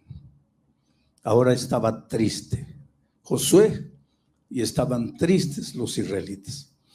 Y es en esas circunstancias que se escribe el texto, para que ustedes entiendan. Voy a pedir que coloquen de nuevo en la pantalla y vamos a leer nuevamente, analizando ahora palabra por palabra. Entonces, ¿de qué? Después que llegaron los derrotados, sangrando, heridos, avergonzados. Después de eso, entonces, Josué rompió sus vestidos. Esa expresión, rompió sus vestidos, pueden sacar el texto de la pantalla. Digo esto porque están transmitiendo. No quiero que todo el tiempo esté el texto, pero cuando voy a usar el texto, voy a pedir que coloquen. Esa expresión, rompió sus vestidos, es interesante, porque los vestidos hablan. Yo cuando entro a los Estados Unidos y voy de jeans, camiseta, me agarran el pasaporte, me revisan de atrás para adelante, me preguntan. Pero cuando voy así, terno y gravata, puede pasar. Tú puedes argumentar lo que quieras hoy, pero los vestidos hablan. La ropa habla. No, yo me he visto como que tú puedes vestirte lo que quieras, pero el mundo te va a recibir de acuerdo a lo que te vistes. Esa es una realidad. El vestido expresa dignidad. ¿Tú crees que el rey se viste de cualquier manera? Y en aquellos tiempos, hoy día todavía pueden las cosas estar queriendo cambiar, pero en aquellos tiempos, el rey era rey, la reina era reina, los generales eran generales. Josué era el líder se vestía como líder. Los sacerdotes, los ancianos se vestían como sacerdotes. Tú ves, hay 2, 3 capítulos enteros describiendo la ropa del sacerdote. La ropa era dignidad. Ahora imagínate aquí el líder, vuelvan al texto, rasgando los vestidos. En otras palabras, ¿cuál es el mensaje? No es solo ropa, es que su dignidad, la dignidad de un derrotado, queda por los suelos, queda rasgada. Después que la derrota toca tu vida, parece que te da vergüenza salir a la calle. Te da vergüenza que los otros te miren. Tú piensas mientras caminas que los otros te están mirando y que saben toda tu historia, cuando nadie sabe nada de nada. Pero para ti todos te miran. ¿Por qué? Porque tu propia conciencia te dice que al haber sufrido una derrota, tu dignidad se fue por los suelos. Mira lo que hizo Josué, rompió sus vestidos, se postró en tierra sobre su rostro delante del arca de Jehová. Dios no quería que su pueblo besase el polvo. Dios quería que su pueblo levantase las manos y adorase. Pero aquí está un hombre compungido, un hombre que en el fondo sabía que su derrota era consecuencia de lo que habían hecho, porque si tú lees toda la historia, verás que esa derrota fue primero por la confianza en sí mismos y en segundo lugar porque había un pecado escondido entre ellos. Y entonces ese sentimiento de indignidad lo hace romper los vestidos, postrarse en la tierra besando el suelo. Se quedaron así hasta la tarde, no solo él sino todos los ancianos de Israel, y se echaron polvo en la cabeza. Quiere decir, esto es lo que la derrota hace con el ser humano. Te hace sentir polvo, te hace sentir que no vales para nada, te hace sentir que aquí acabó todo. Pero querido, la derrota es parte de la vida. 90% de lo que llegas a hacer en la vida 90% va a depender de tu manera como reaccionas delante de la derrota. 10% puede ser por lo que sucedió en tu vida, pero 90% va a depender de cómo reaccionas a lo que sucedió en tu vida. O la derrota te acaba, o la derrota te destruye, o te aniquila, o te hace creer que no sirves para nada, o la derrota te estimula. Es como un aguijón que te hace saltar, te abre los ojos, y eso va a depender de tu relación con Dios.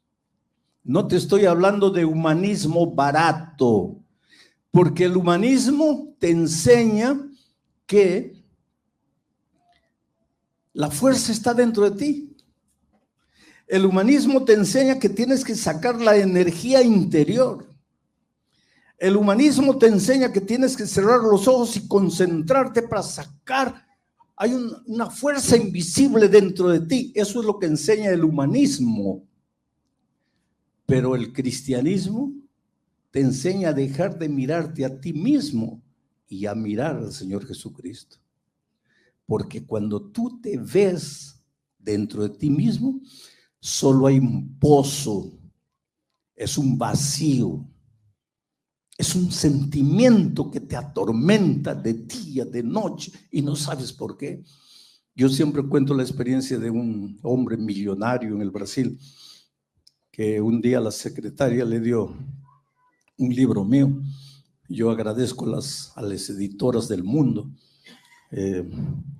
Aquí la Safeliz es una de las que edita mis libros, y creo que es la editorial que esparce mis libros en varios idiomas. Los otros editan en la lengua del país, ¿no? Pero un libro mío llegó a las manos. En Navidad la secretaria le dio de regalo a su jefe un libro mío, y él lo dejó ahí, ¿no? Pero un día que se sentía mal, se sentía vacío, comenzó a hojear el libro. Entonces llamó a la secretaria y le dijo: mira, márcame una cita con este hombre. Pobre secretaria, ¿dónde me iba a encontrar? El Brasil es un país de 200 millones de habitantes o más. ¿Dónde me iba a encontrar? Pero jefe es jefe. Y si el jefe es un millonario, pues la muchacha tuvo que ir para aquí, preguntar aquí, hasta que me localizaron.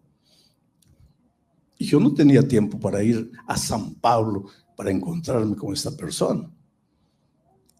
Pero iba a viajar un día, iba a parar en San Pablo. Le dije: lo que puedo hacer es parar ese día, un día ahí, para hablar con este hombre. Y yo sabía quién era.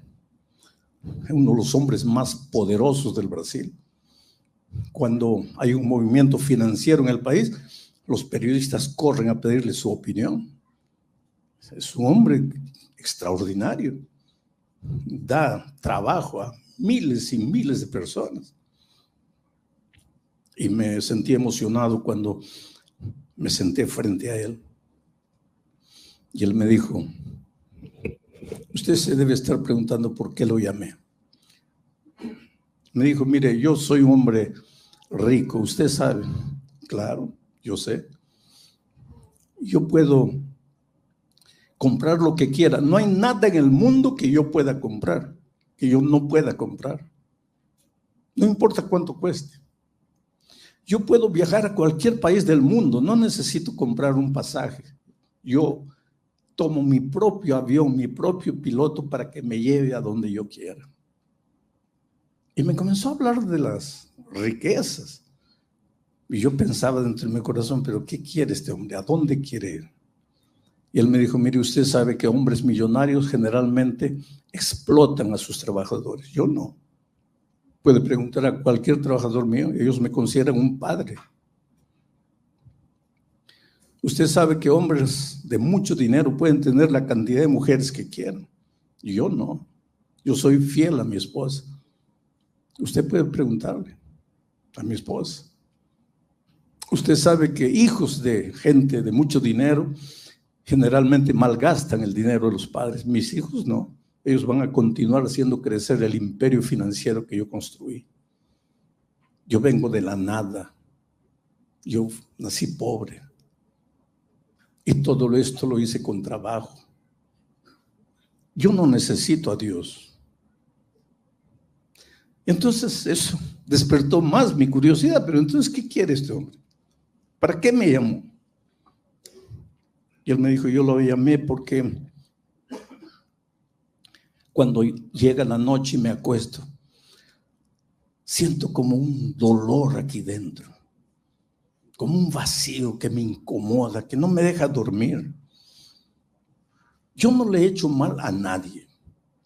Yo no le debo nada a nadie. Yo doy mucho dinero para obras de caridad. Yo hago el bien. Pero ¿por qué siento este vacío? Y leí su libro. Y por eso lo llamé. Quiero que me diga qué me falta. Solo le pido dos cosas. No me pida que me vuelva miembro de su iglesia. Y dos, no me hable de Jesús. Le dije, pero usted sabe que yo soy un pastor. Sí. Y los pastores solo saben hablar de Dios, de Biblia, de religión. No pueden hablar de otra cosa. Le dije, yo puedo hablarle de lo que usted quiera. Si usted quiere, yo le hablo del fútbol. Que el Real Madrid va a ser campeón de la Champions. Estoy bromeando. Yo le puedo hablar de fútbol. Yo le puedo hablar de la cotación del dólar. Yo le puedo hablar de la tendencia de la bolsa de valores. Le puedo hablar de política, de historia, de lo que usted quiera. Pero usted me hizo una pregunta específica. ¿Qué me falta? Y dólar no le falta. Acciones en la bolsa de valores no le falta. Fútbol no le falta. Política no le falta. Pero usted no quiere que hable de Jesús. Y lo que le está faltando es Jesús. ¿Pero por qué? Porque un día usted salió de las manos de Dios. Usted está aquí. Está incompleto. Porque lejos de Dios usted siempre será incompleto. Necesita devolverse a Dios para ser completo. Pero usted no quiere. Usted aquí solo confía en su fuerza, en su capacidad empresarial y ahora confía en el dinero. Pero nada de eso lo va a satisfacer nunca. Usted necesita devolverse a Dios. Él me miró una y otra vez. Me dijo, gracias por haber venido. Déjenme pensarlo. Y así terminó nuestro encuentro. Y en la persona de ese hombre, yo vi la realidad de tanta gente en el mundo. He hablado con políticos, con estrellas de televisión, con gente famosa, que con lágrimas dicen, pastor, mi vida está destruida, me siento mal, necesito algo, pero no sé qué. Oh, querido, necesitas a Jesús. El ser humano es un ser humano triple. Tiene tres lados. Un lado físico, un lado mental, emocional y un lado espiritual. Pero hay gente que piensa que tiene solo dos lados, un lado físico y un lado mental, emocional, pero que no tiene el lado espiritual. Sin embargo, el lado espiritual es la base para que el triángulo se mantenga en pie. Saca el lado espiritual y el triángulo se viene abajo.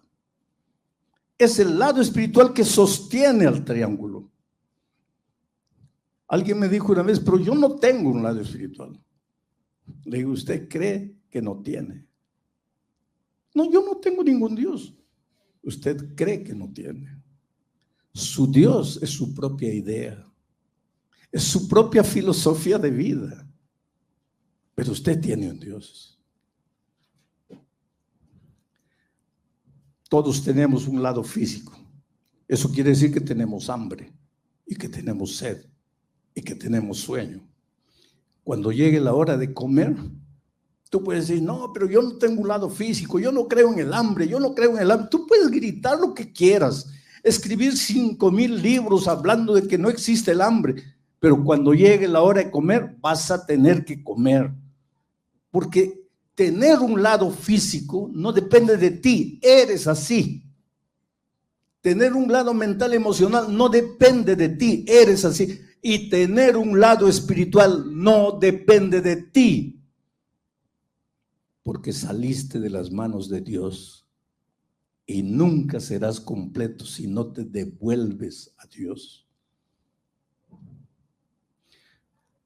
Cuando una persona que no tiene a Dios sufre una derrota, se acabó todo.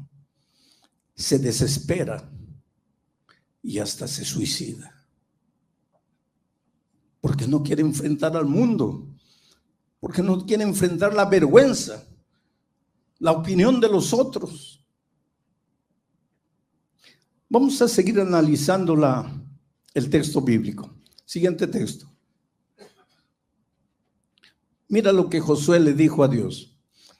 Ah, Señor Jehová, ¿por qué hiciste pasar a este pueblo el Jordán? Para entregarnos en las manos de los amorreos, para que nos destruyan.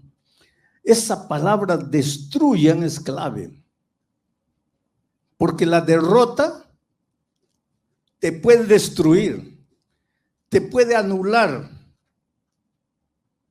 te puede condenar el resto de tu vida a vivir una vida de miseria, de conmiseración, arrastrándote como un gusano por la tierra, comiendo el polvo. Esto es lo que estaba sucediendo con Josué. En primer lugar, él buscó un culpable. ¿Quién es el culpable de la derrota? Y ¿sabes a quién le echó la culpa? A Dios. Mira la respuesta. ¿Para qué nos trajiste?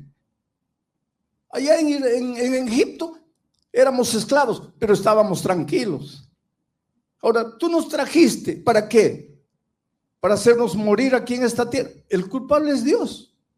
¿Por qué será que cuando el dolor toca nuestra vida, que cuando sufrimos una derrota, la primera cosa que imaginamos es que Dios nos abandonó? ¿Dónde está Dios? Pero cuando trabajamos nuestra derrota, porque hay que trabajarla, ahí no nos acordamos de Dios para nada. Pero cuando la derrota, ¿por qué Dios? ¿Dónde está Dios, querido? Dios está donde siempre estuvo, a tu lado. Tú eres lo más precioso que Dios tiene en esta vida. Si tú pudieses entender cómo Dios te ama. Es que vivimos en un mundo en que se banalizó la palabra amor. ¿Cómo un hombre puede mirar a la esposa después de 20 años y decir, ya no te amo? Mi amor se acabó. ¿Cómo se acabó? El amor no se acaba. Lo que pasa es que nunca amaste. Lo que tú llamabas amor no era amor. Era pasión, era atracción. Lo que tú quieras, pero no te atrevas a darle el nombre de amor a un sentimiento humano y pasajero, inclusive porque el amor no es sentimiento, el amor es un principio. Los sentimientos pasan. el principio es eterno. Eso es lo que dice 1 Corintios 13. El amor es eterno. El amor no acaba nunca. Entonces, como vivimos en un mundo donde se banalizó la palabra amor, cuando yo digo, Dios te ama, tú eres lo más precioso que Dios tiene en esta vida, inconscientemente tú piensas, no, esa es frase bonita de predicador. No, querido. En las alturas de mi país, allá en la sierra peruana, un ebrio con una botella de alcohol en la mano, tambaleando, se acercó a mí y me dijo, ¿cómo Dios me puede amar? Yo no valgo para nada. Yo soy un pobre borracho, ebrio. Yo golpeo a mi esposa, a mis hijos. Yo gasto mi dinero en alcohol. ¿Cómo Dios puede amarte? Tú nunca vas a entender cómo Dios puede amarte. Yo no entiendo cómo Dios puede amarme. Pero Dios te ama.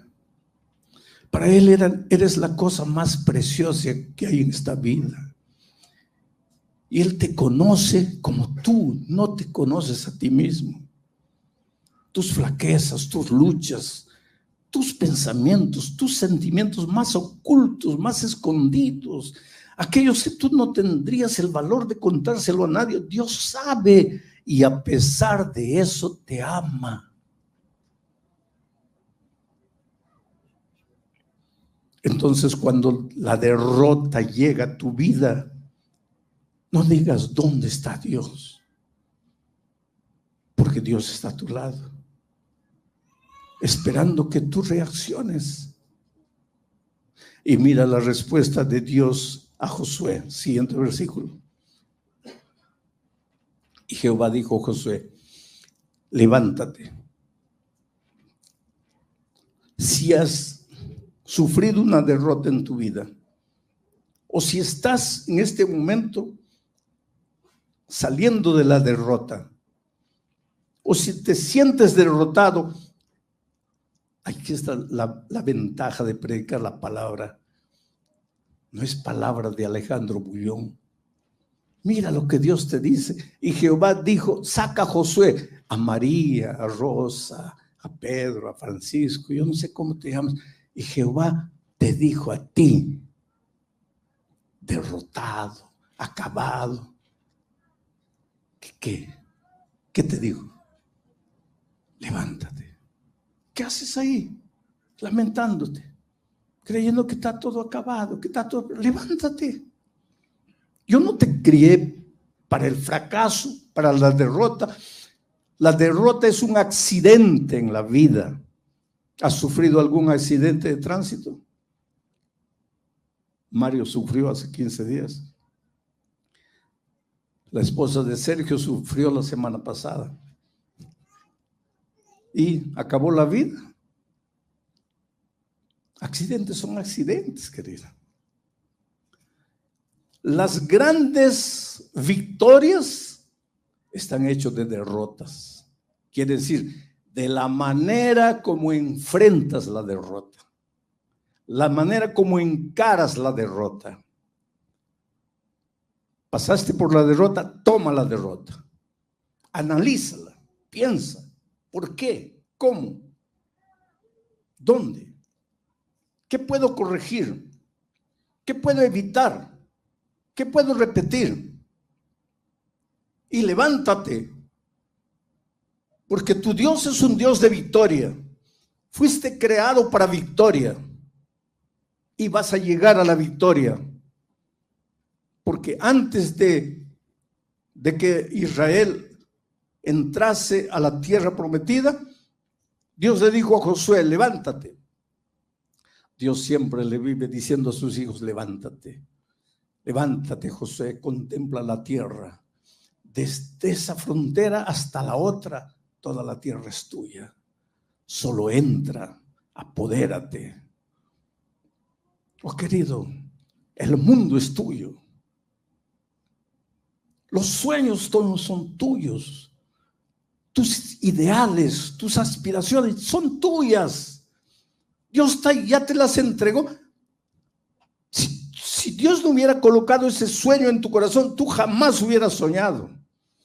Si Dios no hubiese colocado ese plan en tu mente, tú jamás hubieras imaginado. No nació de ti, vino de Dios, porque fuiste llamado para ser victorioso. Entonces levántate. No puedo. Jamás digas no puedo. Mi padre fue un hombre duro, ¿sabe? De aquellos hombres estrictos. 2 cosas heredé de mi padre. Nunca llegues tarde. Nunca debas dinero a nadie. Mi padre era un hombre duro y un día me dio un trabajo y se fue. Y yo intenté de una manera, no pude. Y cuando llegó mi padre, yo sabía, el castigo ya venía. Y cuando él me llamó, le dije, mira papá, antes que me castigues, quiero decirte que lo intenté. Intenté, luché, me esforcé, pero no pude. Y él me llamó, ven más. Y me acerqué, listo a recibir el castigo. Y me dijo, repite la última frase. ¿Qué? ¿Qué es lo último que me dijiste? No pude, papá. Yo intenté, pero no pude. Él me dijo, hijo, recuérdate esto en la vida. Lo único que tú no puedes es dar a luz. Todo lo demás, tú puedes.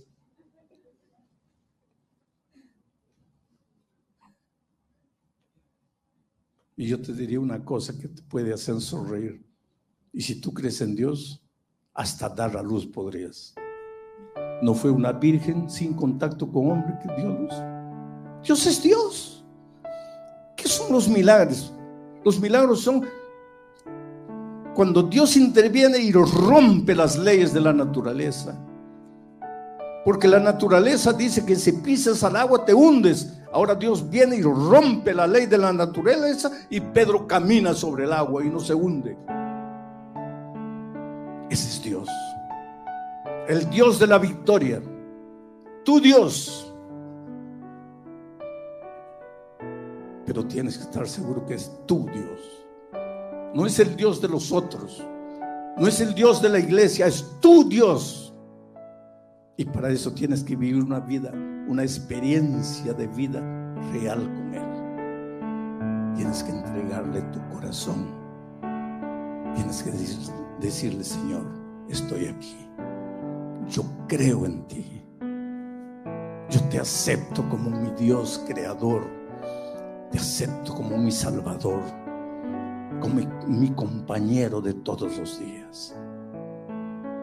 Y yo quisiera hacerte una invitación esta mañana para que aceptes eso. Que abras tu corazón y le digas a Dios, Señor, estoy aquí. Te entrego mi vida. Y esta es una invitación para toda la iglesia. Hoy es el primer día.